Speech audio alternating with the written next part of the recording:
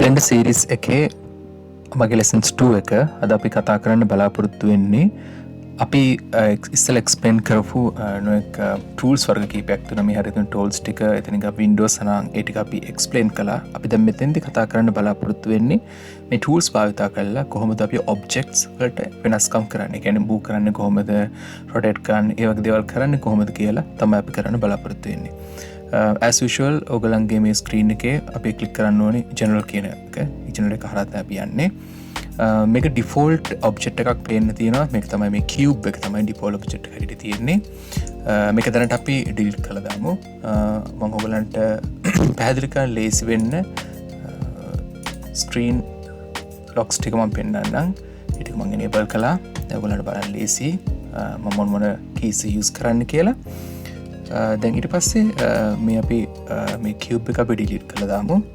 just delete button එක අපි clear කළා screen එකෙන් 3D viewport එකෙන්.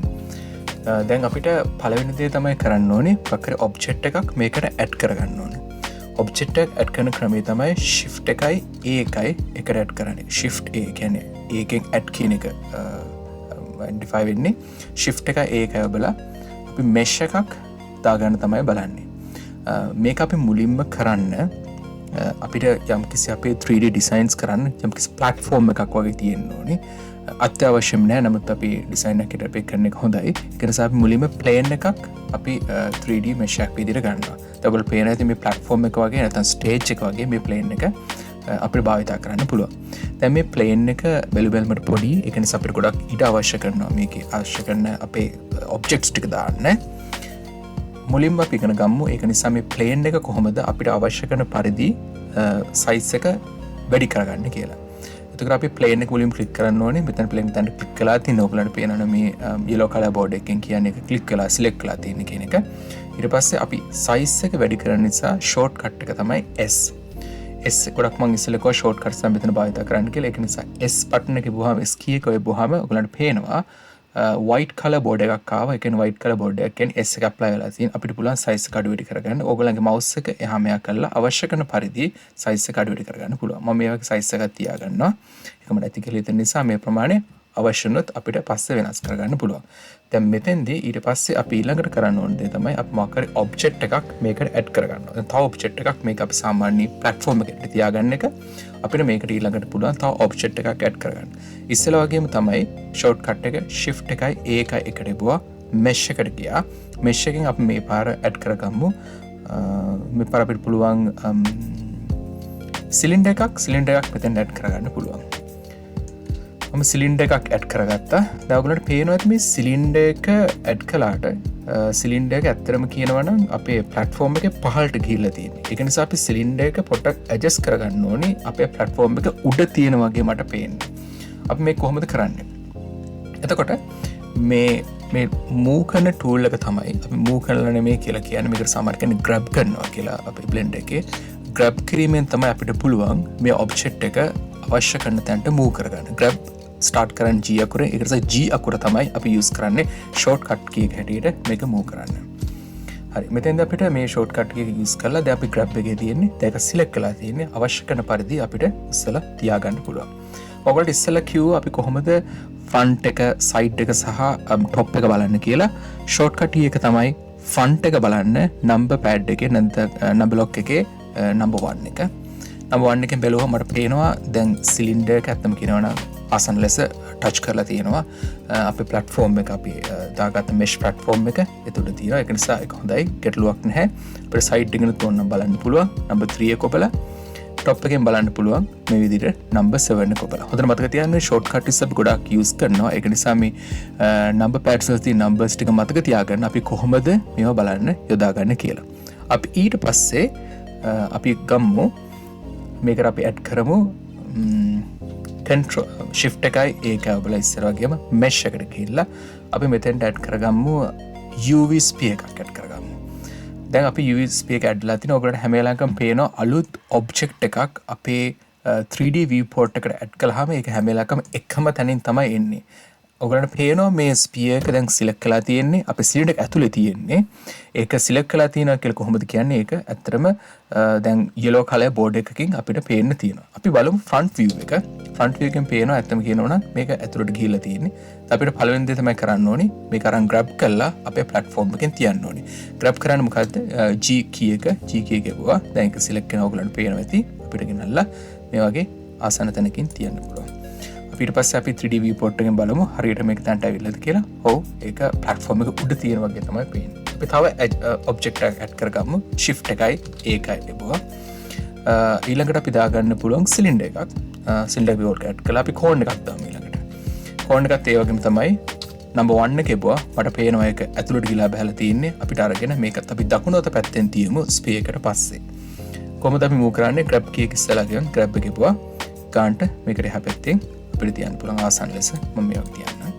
දැන් අපි ළඟ ඔබ්ජෙක්ට් තුනක් මෙතන ඇවිල්ලා තියෙනවා. ඒක platform එකේ උඩ තියෙනවා. ගැටලුවක් නැහැ. අපිට ගන්න පේනවා. මට තව එකක් add කරගන්න ඕන කියලා අපි හිතනවා.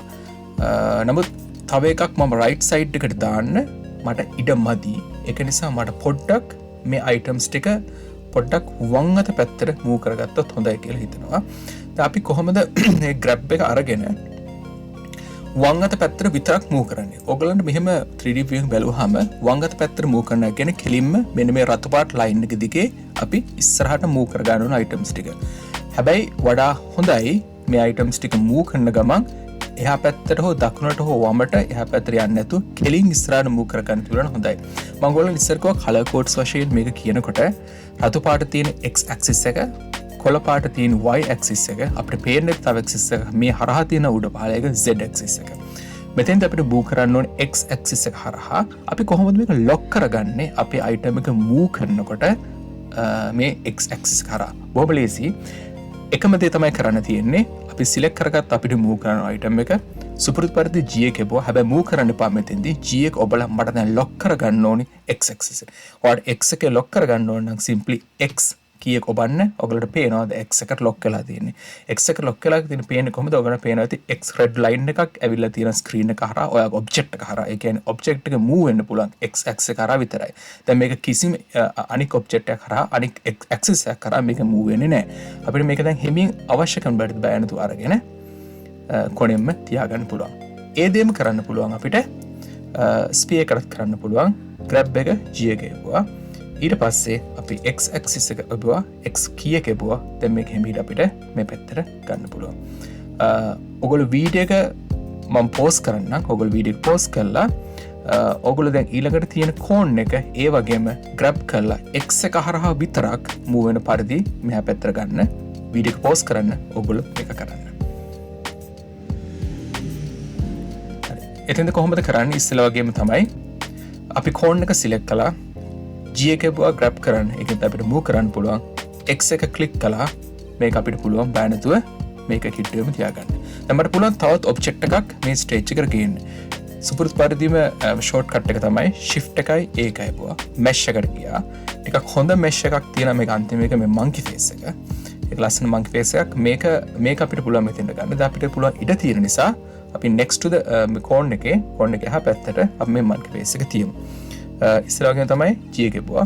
අපිට මෙතනින් අරගෙන මෙන්න මේ විදිහට තියන්න පුළුවන් monkey face එක. අපි පොඩක් side view එකක් බලමු. හරියටම ඇවිල්ලාද කියලා. ඔය එක ගන්නට ඇවිල්ලා තියෙන ප්‍රශ්නයක් නෑ. front එක බලමු. front එකේ තේ විදිහටම ඔක්කොම next to each other තියෙනවා. පොඩක් උඩිනුත් බලන්න පුළුවන් number 7 notepad එකේ ගන්නට ඇවිල්ලා තියෙනවා. ඒ කියන්නේ මොකුත් මේක ප්‍රශ්නයක් වෙලා නැහැ. ගන්නට අවශ්‍ය තැනට පොසිෂන් වෙලා තියෙනවා. මොකක් හරි ගැටලුවක් තියෙනවා නම් අපිට පුළුවන් මේ view එකක් බලලා අවශ්‍ය කරන පරිදි ඕන axis එක කරා G එක ඔබලා ඒ item එක එහා මෙහා move කරගන්න. හොඳයි. ඊළඟ function එක තමයි දැන් අපි කීපයක් තෝරගත්තා. size එක වෙනස් කරන්නේ කොහොමද? item එකක් move කරන්නේ කොහොමද? item එකක් එක axis එක කරා විතරක් move කරන්නේ කොහොමද? ඊළඟට අපි පොඩ්ඩක් එක exercise එකක් කරමු. මම ගන්නම් පළවෙනි item එක අපේ තියෙන මේක සිලින්ඩර් එක මම කරන්නේ පොඩ්ඩක් size එක අපි ලොකු කරනවා. මම එතකොට කොහොමද size එක ලොකු කරන්නේ? S එකෙන්. S එක අරගෙන මම මේක ආසන්න ලෙස මේ වගේ ප්‍රමාණයක් වගේ ලොකු කරගන්නවා. දැන් ඔයගොල්ලන්ට පේනවා ඇති මේක පොඩ්ඩක් පහළට ගිලා බහැලා තියෙනවා. අපිට ඒක හරි ගස්ස ගන්න පුළුවන්. ඉස්සලා වගේම තමයි grab එක මම එබුවා. මම side view එකක් ගන්න number 1 එක දාලා grab එක ගත්තා. දැන් අපිට මේ item එක move කරන්න ඕනි Z ඇක්සිස් එක හරහා. මොකද අනික් ඇක්සිස් වලට මේක මූව් වෙන්න අවශ්‍යතාවයක් නැහැ. මේක උඩ පහළ විතරයි ගන්න ඕනේ. එතන හොඳටම තියෙන Z එකෙන් තමයි අපි හැමයක් කරන්නේ. ඔයගලන්ට පේනවා ඇති මෙතන දකුණු අත පැත්තේ තියෙනවා මේ කර්සර් එකේ මෙතනිනුත් පෙන්නනවා මේ සර්කල් එකනුත් මොන ඇක්සිස් එක හරහාද අපිට දැන් මූව් කරන්න ඕනේ කියලා.